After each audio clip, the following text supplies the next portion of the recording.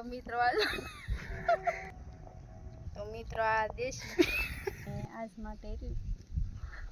Hello YouTube family, કેમ છો બધા? મજામાં ને? તો મજામાં જ રહેવાનું છે ને. આજે આપણે વાડીએ આવી ગયા છીએ ને વાડીએ મેગીનો પ્રોગ્રામ રાખ્યો છે અને આ છે મેગી, ડુંગળી, મેગી, ટમેટું અને કોથમરી ને આપણે બનાવવાની છે મેગી. ગાળે આપણે મેગી બનાવશું. પેલા તો આપણે બંધન લઈ આવ્યા છે એને હવે ચૂલો શેકવશું. હેલો મિત્રો, આપણે હવે ચૂલો જગી ગયો છે ને કટિંગ કામ ચાલુ છે. દાંતડ ને ચૂલો પણ જગી ગયો છે. દાંતડે કટિંગ હાલે છે ડુંગળી, ટમેટા ને કોથમરીનું. સાકું ન મળે શું કરવું? દાંતડે ચાલુ કર્યું. આના નખરા જોવો ક્યાં સડી ગયા છે અને દીક્ષિત તો જોવો ક્યાં ડોકાય છે. ઝૂંપડી હોતી અમારી હરખી કરી નાખી હો હાવ. કાગળ બાગળ માથેથી કાઢીને અને ઉપર ચડી ગયા. રમવો છો? આવું રમવાનું હોય કઈ? હવે આપણે આ કટિંગ થઈ ગયું છે. ડુંગળી, ટમેટા ને કોથમરીનું મેગી બનાવી નાખશું. દીક્ષિત જીયને ખાલી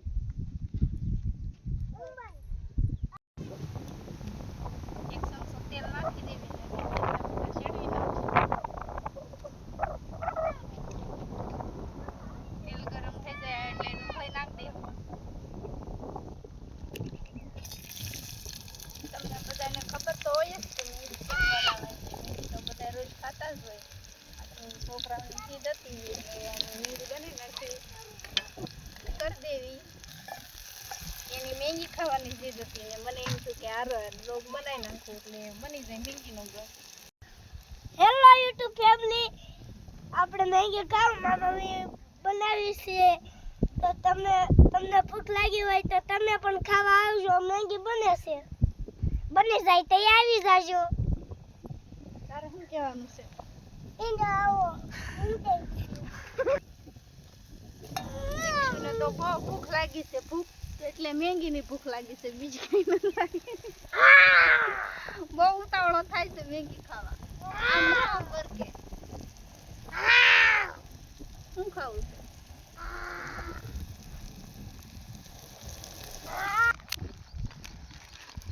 પાણી ઉકળી ગયું છે, મેગી નાખી દેવી. આ મેગી પાકે કે આપણે ચકલાને રોટલી નાખી દેવી. ચકલા પણ રોટલી ખાવા આવે છે.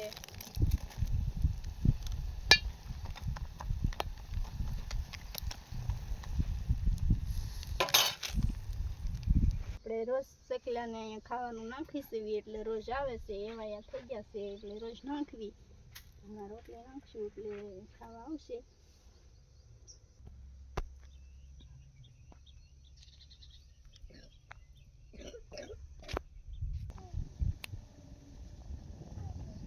જોઈ શકો છો આપણે ચકલા એમને એવા મેગી બનીને તૈયાર થવા આવી છે. આપણે મસાલાની પડી નાખી દઈશું. મેગી બનાવતા બધાને આવડતું જ હોય.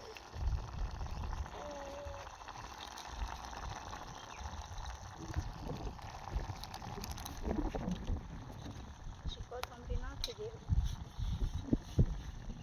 દીક્ષુભાઈ જીયનભાઈ વાટે છે કઈ બને ને કઈ ખાવી એમ.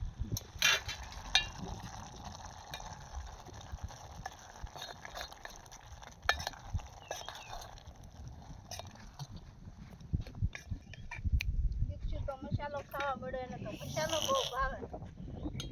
હાથમાં લઈને ખાય છે.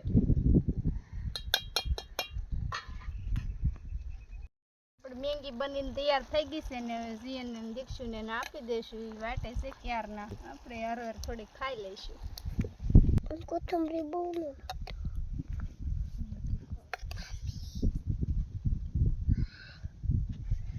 મેગી બનીને તૈયાર થઈ ગઈ ને હવે દીક્ષુને જીયનને નાખી દેવી એટલે ખાઈ લે.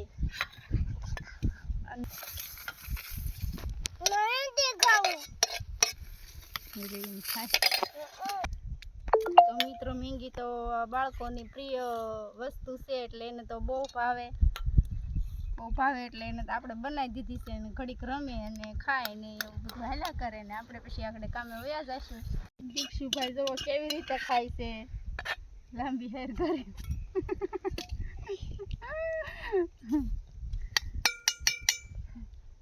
તો હવે આપણે પણ હાર થોડીક ખાઈ લેવી.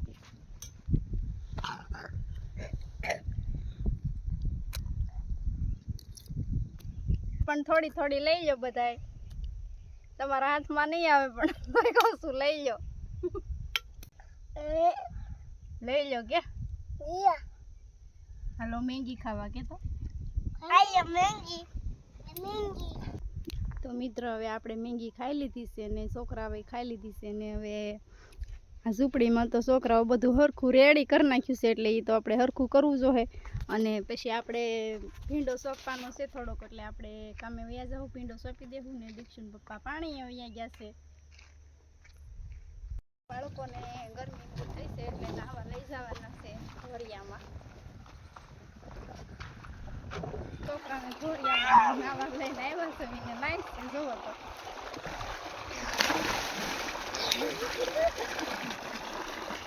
ખાલી આખો ધોઈ નાખતો આપણે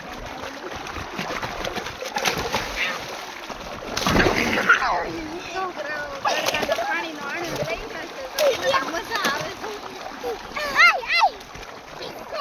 તો આપણે બાળકોને ફર્સ્ટ ક્લાસ નવરાવી દીધા છે ધોરિયામાં અને પાણી પડતું હતું ત્યાં નાહી નાખ્યા છે. અને હવે આપણે આ દેશી ભીંડો છે અને ગુવારમાં ખાલા પડે છે ને એટલે એમાં ભીંડું છે એટલે એમાં આપણે સોંપી દઈશું. અને ચોમાસામાં દેશી ભીંડો બહુ મસ્ત થાય અને ખાવાની મજા આવે અને દેશી ભીંડાની ઝીંગું બહુ સારી થાય હો.